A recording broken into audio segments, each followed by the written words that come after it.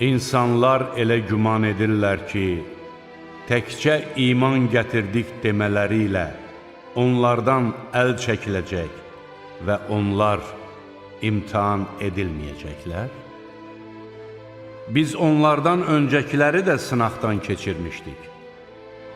Sözsüz ki, Allah doğru danışanları da, yalançıları da aşkara çıxardacaqdır.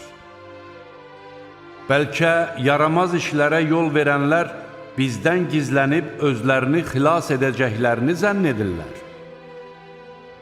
Onlar nə yarıtmaz düşüncələrə dalırlar. Kim Allahla qarşılaşacağına ümid bəsləyirsə, qoy bilsin ki, Allahın müəyyənləşdirdiyi zaman hökmən gələcəkdir.